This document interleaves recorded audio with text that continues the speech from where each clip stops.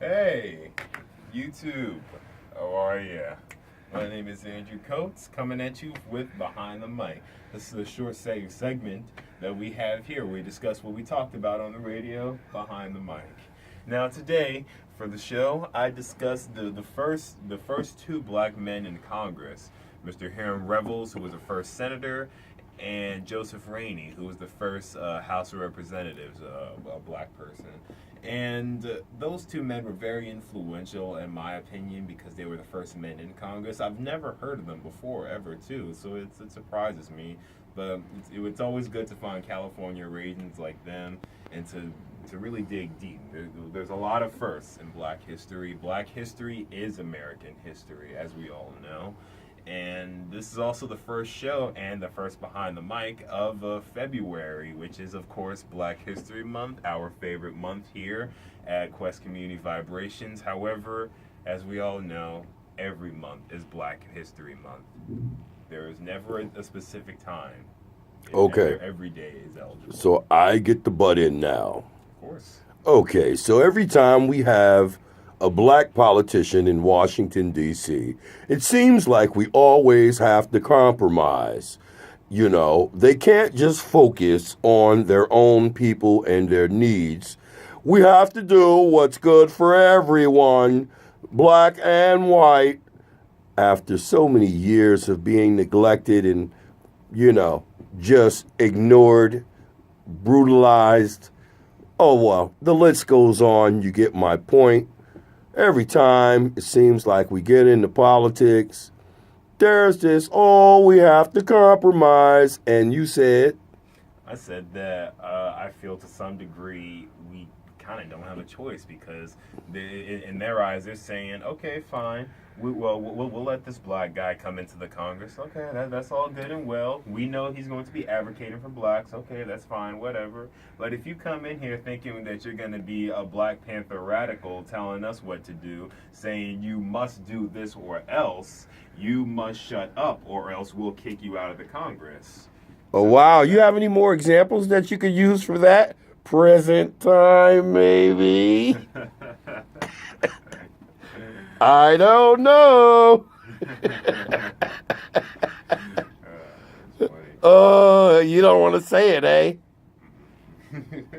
Can I? Sure. Well, some critics have accused Barack Obama of being midway, not making any waves, even-tempered, the perfect candidate, but not one that would step out, make waves, make a complete difference for his people, and not just Americans. Okay, well, that's what some critics have said. Okay, forget my opinion. What do you think about that? I do agree that as far as advancement has gone for African Americans, it's been pretty slow under Obama's administration. However, Really? At least from my standpoint, as a What kid, about all the obstructionism? of course, that too. That's the excuse that's always thrown out there. They got in his way. Yeah, with the House of Representatives being Republican at the time. Yeah. However, I do feel that, again, but being in such a high position of the president where compromise it is greatly needed as a skill to have, compromise between all the Americans, between the different political parties, between ideas and ideals. Compromise it's an invaluable skill to have as the commander-in-chief. So I feel that... Leader of the free world. Of course. I feel that... No Twitter, please. I'm sorry. Yeah. I feel that in that respect, I can't really blame Obama for doing what he's been doing. He can't really show a lot of a favoritism as the president, even if it is obvious. Let's get back on task. Sure. What did you learn today, if you learned anything?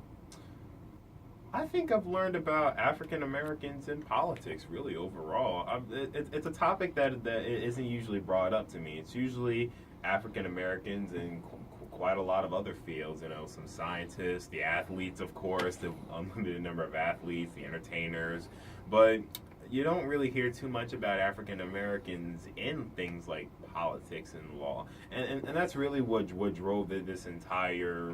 I guess today's show for me, just that idea.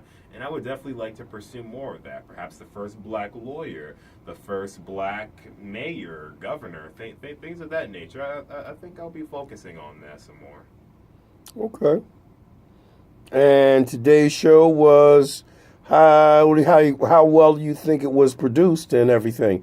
You think it was good? I thought it was great. Bad? I had a good time Or today. indifferent?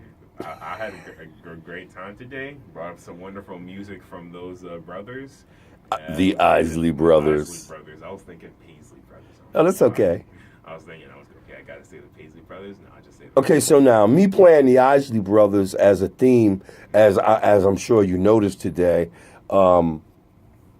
it's a older group.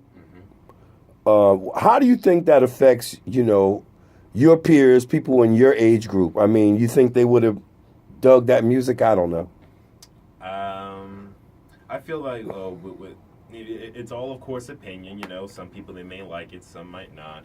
But I feel, yes, they would at least have some appreciation to it. They're not all going to say it's just old trash. They're going to say, okay, it's cool and stuff, but they might prefer modern music. Oh, okay. Some Kendrick Lamar. Yeah, Kendrick Lamar. J. Cole. Yeah. You like J. Cole? I think it's okay. Who's your favorite artist? My favorite, like performing artist? Yeah. Singing. Yeah. Singing. That's always been a tough question. Well, more than one. Name them. Okay. Who do you like? It's going to be a little weird, but I like Paul Robeson because he has a very deep baritone voice. Like Okay. bass. He's always been an inspiration. Bass. Okay, yeah. I like Donna Summers.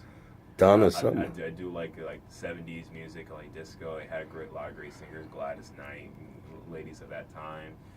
I'm a fan of Frank Sinatra. I like 50s music. I'm sorry I asked him this question. No J. Cole, no Kendrick Lamar, no 2 Chainz, New music, no Lil Wayne. I can't say I'm a fan of the newer age music, but it's okay. Everyone has opinions. Okay, Different. absolutely. Everybody has a different taste. Of course. And you ain't tasting the hip hop. Yeah. You probably would have loved you probably would like some old school hip hop. Yeah, probably. Okay. So, I guess we can sign off now. sure. Thank you very much for watching Behind the Mic. As always, you can find us at the radio station here. And we have the show every Saturday, 9:30 to 10 o'clock.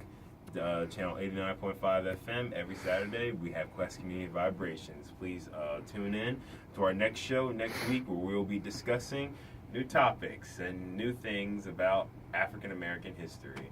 Thank you very much for tuning in to Behind the Mic. No Twitter, please. Please, no more Twitter.